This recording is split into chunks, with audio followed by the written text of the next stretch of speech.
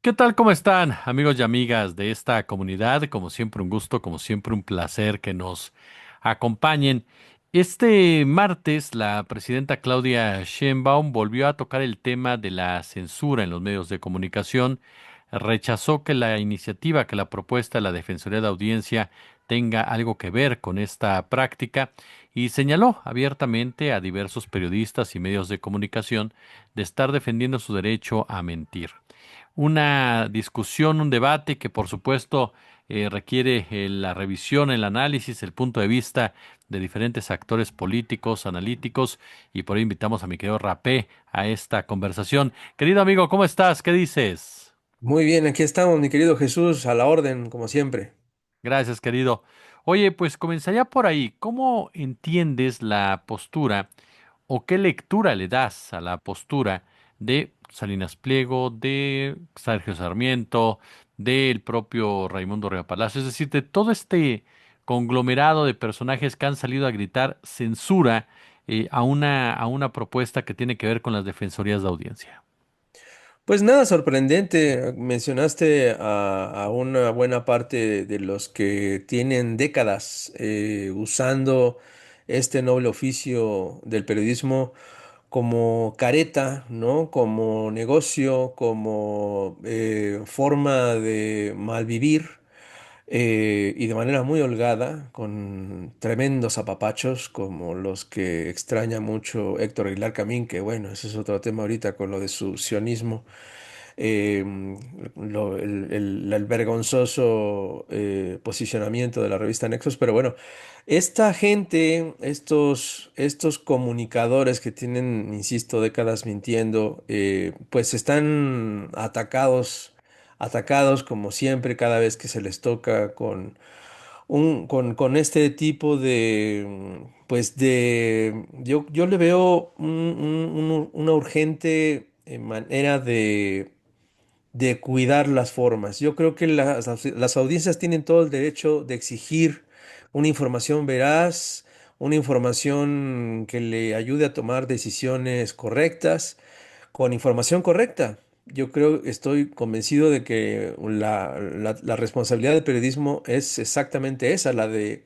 rellevar, la de reportar, la de recoger y vertir a una audiencia, pues la información. Y esta gente, pues ha servido a intereses muy oscuros toda su vida y lo sigue haciendo, ¿no? Y es lamentable que muchos de los dueños de los medios de comunicación más importantes de este país durante, insisto, tanto tiempo, pues no hacen otra cosa más que la de cuidar sus negocios.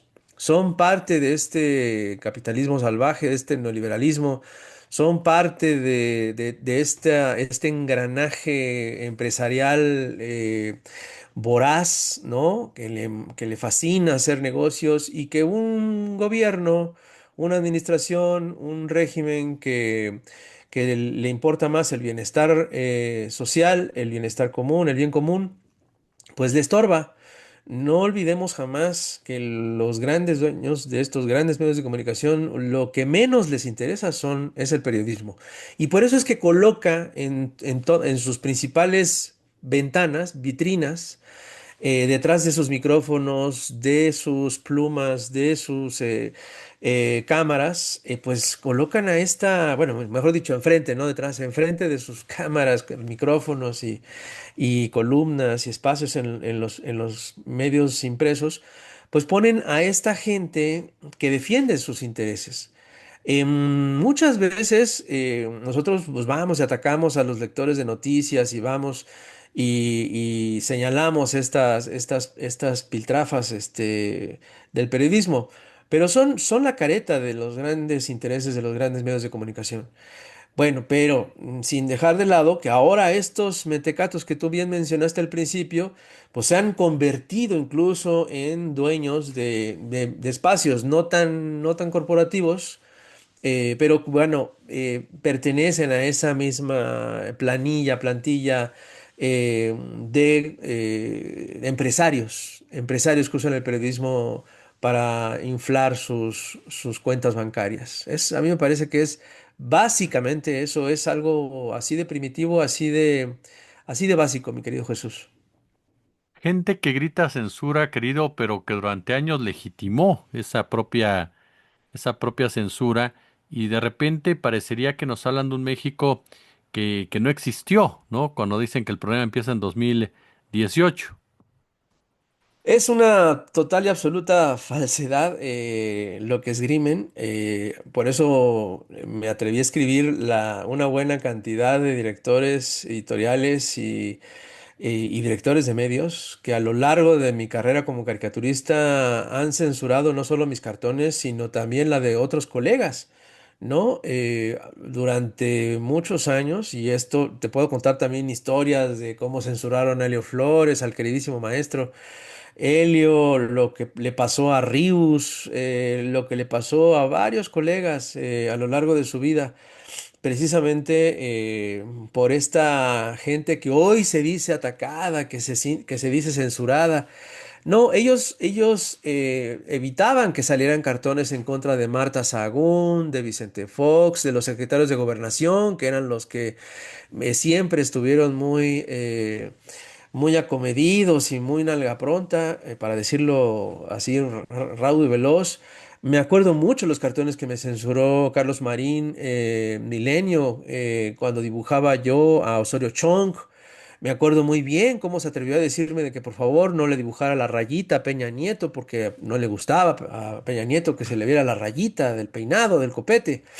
Luis Enrique Mercado, a través de su hermana Patricia Mercado, no es la política del Movimiento Naranja, mucha gente la confunde, no, es otra Patricia Mercado que se encargaba de censurar los cartones, ¿no? Y fue la que me gritoneó después de manifestarme en contra del maíz transgénico en frente de las oficinas del PAN Nacional junto a mis colegas y otros artistas.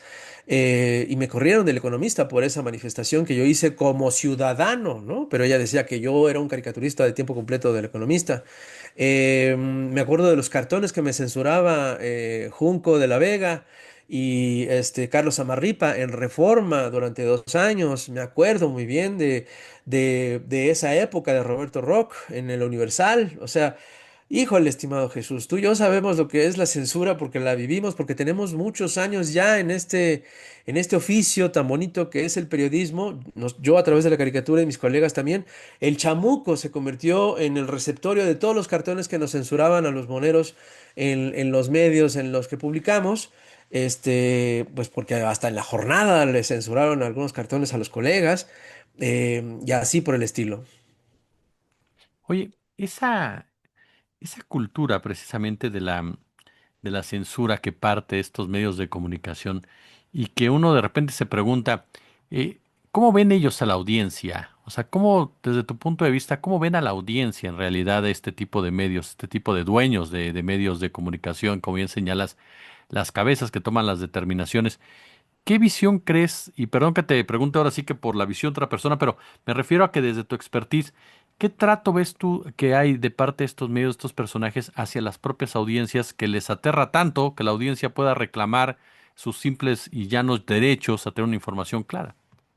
Ellos se ciñen a la norma de Goebbels de una mentira repetida 1000 veces se convierte en realidad, y ellos se creen la pantaleta de que las audiencias son tontas. No, ellos están convencidos de que ellos tienen que manipular la información, de que tienen que hacer negocio con la información, ¿no? Son vendedores del silencio, como lo que hizo híjole, triste figura de Nigris. Es un sistema y lo hacen lamentablemente mucho en los estados, mi querido Jesús. Y es un tema, si se ve aquí con la Organización Editorial Mexicana de manera descarada, ¿no? Que trabajan para los gobiernos en turno de manera. Ellos no tienen ninguna ideología. Bueno, pues en los estados yo he visto, en Veracruz, yo pude ver cómo se te da un espacio en un periódico y no te pagan un centavo y tú te tienes que hacer cargo de ese espacio.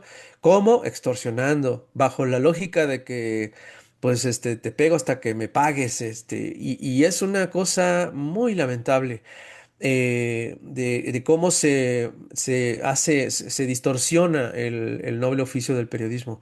Pero ya es donde voy con tu pregunta. O sea, es una lamentable manera de engañar al público. Y el público es el que termina siendo víctima de todo esto. Y por eso me parece fundamental lo que se está proponiendo, que las audiencias tengan el derecho a defenderse de todos estos mentecatos, mentirosos, manipuladores, que no hacen otra cosa más que dinero, política y a través del periodismo. Y a mí me parece fundamental que se revise, que se señale, que se denuncie, a ver, vamos a revisar por qué estás diciendo esto, esto es opinión, esto es publicidad, esto lo estás diciendo, tienes intereses, conflicto de intereses, ¿no? Todo eso tiene que estar, yo creo que ventilado, transparentado y cero opacidad y aplaudo mucho esta iniciativa. Oye, al principio de la charla ya nos exponías en una línea de comentario lo que es el caso de Rashabot, Sí. esta columna o libelo literalmente que está presentando y que respaldan personajes como Calderón, como Héctor Aguilar Camín, al repostearlo y otros más, el propio Enrique Krause. Hay una, ¿cómo decirlo? Hay un endurecimiento del conservadurismo que lleva ya a una postura fascista abiertamente, en una especie de legitimación de lo que hacen y lo que dicen para tratar incluso de normalizarlo como tal, aun cuando sean hechos tan lamentables como negar el genocidio en Palestina. Yo lo que veo, me dirán conspiranoico, pero yo lo que yo estoy viendo es que ya hay una directriz, ya hay una coordinación por parte de Estados Unidos, del sionismo, el ente sionista. Yo creo que ya se están mandando mensajes con órdenes directas para meter en la conversación esta normalización del genocidio, la normalización del autoritarismo, la normalización del fascismo. Y por eso es que tenemos que estar muy truchas, muy atentos a lo que se está escribiendo y señalarlo inmediatamente. Señalar y tratar de buscar el caminito de dónde viene esta valentonada, este codo a codo, este acuerpamiento ideológico de parte de los fascistas, de parte de los sionistas, de parte de los trompistas. A mí me parece que ya es más que evidente que estamos en una guerra cognitiva en la que ya tenemos que ponernos mucho las pilas en detectar quiénes son los que están siendo reclutados por el ente sionista, por la Embajada de Estados Unidos, por lo que ya supimos y está más que documentado por el Honduras Gate, de cómo se está financiando, de cómo se están organizando para publicar, para meter en la discusión pública cosas que ya estaban superadas. Antes daba vergüenza, antes lo dejaban ir en algún renglón perdido, en algún artículo, pero hoy ya se está esgrimiendo con todas sus plumas, con todas sus caras, están saliendo del closet quien lo estaba del fascismo, del sionismo, de esta violenta manera de ver el mundo. A mí me parece lamentable, me parece que vaya, o sea, digo, uno tiene permiso de gobernación para publicar una revista. Uno tiene, ¿sabes? O sea, a mí me parece que así como existe la Profeco y la revista del consumidor, para poder vigilar quién es quién en las marcas, en las salchichas, en los jamones, en los desodorantes, y hasta en la mezclilla, pues también debería de haber una vigilancia extrema, permanente, constante y con todos los reflectores de quién es quién en los medios de comunicación, ¿no? Ahora sí que como lo bien titularon en la base titulares al banquillo, me parece fundamental que le hagamos una radiografía diaria a los medios de comunicación y ver, bueno, quién está abusando, quién está esgrimiendo discursos de odio. Es lo que está haciendo la revista Nexos. Está, está Está justificando un discurso de odio, está justificando el asesinato, el genocidio a las infancias. Perdónenme, pero esto no debería de permitirse.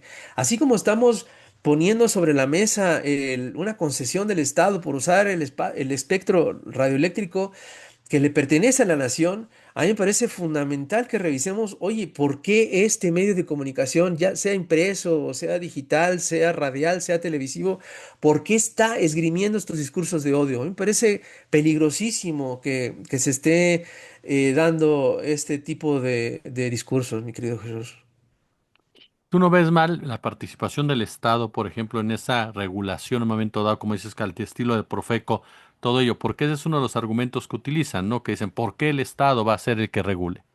Pues el Estado le está proponiendo una salida, una revisión que le está incluso dejándosela muy fácil a los medios, ¿no? Que pongan ellos mismos a su el revisor, a su defensor de las audiencias. Y eso también es discutible. Digo, apenas estamos en una discusión de todo este tema. Yo creo que todavía hay que meter más. Yo sí sería riguroso, perdónenme, pero yo sí como gobierno. Yo sí sería de, a ver, espérame, no es censura, simplemente hay que revisar qué es discurso de odio o sea, y qué es una opinión en pro de ser mejores seres humanos, en pro del bienestar social, en pro del derecho a la información, veraz, ¿no? Con evidencia científica, periodística, ¿sabes? Legítima, pero no puedo justificar, no puedo permitir, no debería permitir que se esgrimen discursos de odio. Perdóname, pero yo sí creo que debería de cuidarse eso. ¿Por qué? Porque la historia ya nos enseñó a dónde vamos cuando se permiten esos discursos de odio. Hace menos de un siglo vivimos una de las peores atrocidades en la historia contra la humanidad. Y ha habido muchas a lo largo de la historia de la humanidad, pero no podemos permitir que otra vez se enaltecen, ¿no? Están saliendo cada vez más saludadores nazis, fascistas, no les está dando vergüenza, están saliendo con un orgullo que da pavor. Y por eso creo que sí deberíamos de tener ese cuidado, esa revisión, esa vigilancia y esa coerción. Yo sí creo que sí debería ser punible un discurso de odio, sea donde sea. Oye, querido, y en este marco y agradeciendo siempre tu presencia, por supuesto, ¿qué evolución o involución, no sé cómo llamarla, pero, o más bien dicho, qué avance ves de parte de estos grupos ya? O sea, en este tenor, en donde gritan censura, en donde dan discursos de odio. ¿Crees que sigan avanzando? ¿Crees que esto se siga consolidando? Nos decías, hay ya una directriz clara, precisa de Estados Unidos, del sionismo. ¿Por qué México en un momento dado, querido? Pues me parece más que evidente que les queda dos grandes países que han demostrado una fortaleza y una madurez política que pocas veces se ha visto, son Brasil y México. México con una presencia tremenda, ¿no? Una formación política gigantesca en su población, una líder como lo es la presidenta Claudia Sheinbaum y todo su equipo, buena parte de su equipo, buena parte de su gabinete, buena parte de la gente que está en el movimiento. Y creo que sí ha demostrado una fortaleza tremenda. Y eso es lo que le incomoda, por supuesto, le estorba al trumpismo, le estorba al sionismo, le estorba al fascismo, porque pues somos un país muy fuerte, somos un país muy poderoso, y es por eso que no les queda más que usar las mentiras, elevar el nivel de violencia discursiva, elevar la violencia también, ¿no? Lo vimos en las redes sociales, lo estamos viendo también en la calle, lo estamos viendo de pronto, ¿no? Como a ellos les fascina inflar, ¿no? El globo del odio. Es su mejor negocio. Su materia prima es el odio. Y lo saben hacer muy bien. Y por eso tenemos que ser muy cuidadosos. Y por eso tenemos que ser muy puntuales cuando estamos en las redes sociales. A quiénes les contestamos, qué les contestamos, a quiénes no vale la pena contestarles. Cómo tenemos que seguir haciendo nuestro trabajo como periodistas, como caricaturistas, como gestores culturales, como artistas. O sea, tenemos que ser muy cuidadosos porque El odio es lo que ellos utilizan. Por eso es que Elon Musk permite en su red social, en la principal cantina más tóxica de las redes sociales, que se inflame el odio, ¿no? Y que se caliente, que se hinche.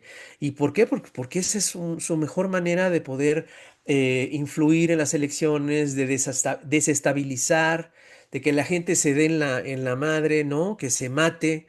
O sea, es una forma fantástica para ellos. Ese es su negocio, el odio. Mi querido Rapé, siempre es un gusto escucharte y aprender de ti, querido amigo. Muchas gracias por acompañarnos. Al contrario, Jesús, es un placer para mí platicar contigo y con todo tu público.